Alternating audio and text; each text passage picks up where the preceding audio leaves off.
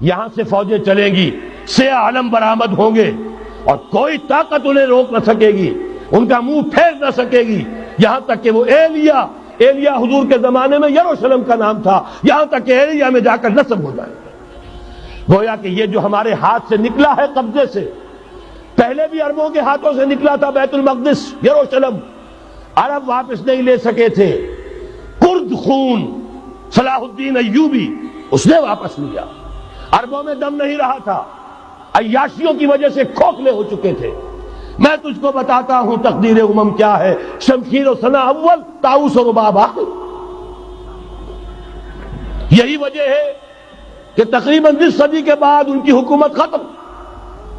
آشمارا حق بود در خون بارک بر زمین بر زوال ملک مستعصم امیر المومنین.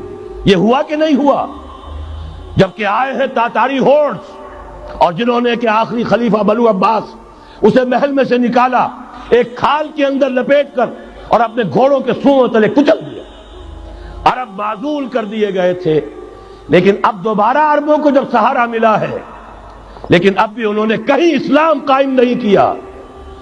کوئی روس کا غلام رہا، کوئی امریکہ کا غلام رہا، کسی نے اس کا ساتھ دیا، کسی نے اس کا ساتھ دیا. تہذیب ہے تو مغربی، تمدن ہے تو مغربی، وضع میں تم ہو نصارہ تو تمدن میں ہنود.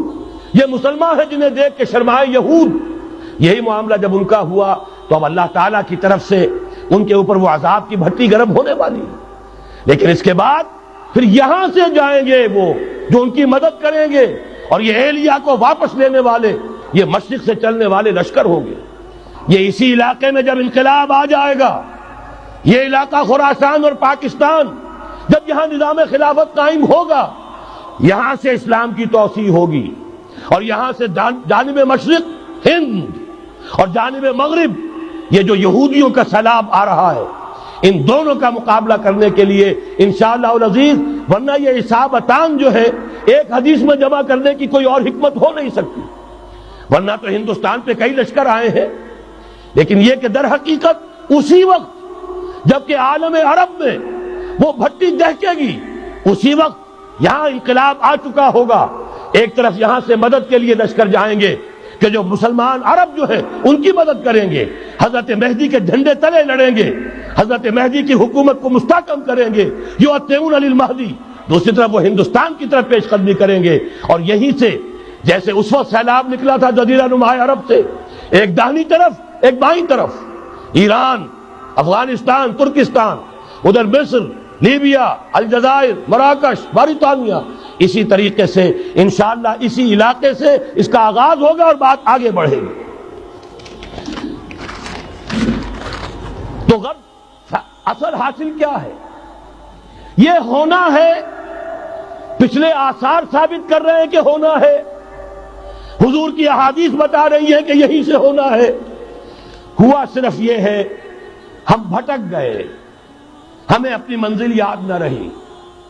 میں تو بہرحال ان لوگوں میں سے ہوں جنہوں نے نعرے لگائے تھے پاکستان کا مطلب کیا، لا الہ الا اللہ. میں سن 46 میں یہاں حبیبیہ ہال میں قائد اعظم نے مسلم اسٹوڈنٹ فیڈریشن کے جس اجلاس کو خطاب کیا تھا، ضلع حصار سے جو 2 ڈیلیگیٹ آئے تھے ان میں سے ایک میں تھا. میں نے بہرحال اس تحریک میں بھی حصہ لیا ہے، ایک ننھے کارکن کی حیثیت سے لیا ہے، پھر حالات کو بدلتے اپنے آنکھوں سے دیکھا ہے. ہم کہاں سے کہاں جا پہنچے ہیں.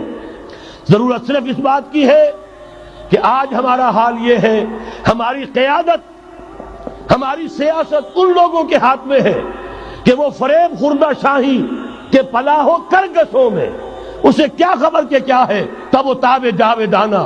ان کی تہذیب مغربی، ان کی ذہنیت مغربی، ان کی وضاقتہ مغربی، ان کا تمدن مغربی، ان کی سوچ مغربی، ان کے سارے اطوار مغربی.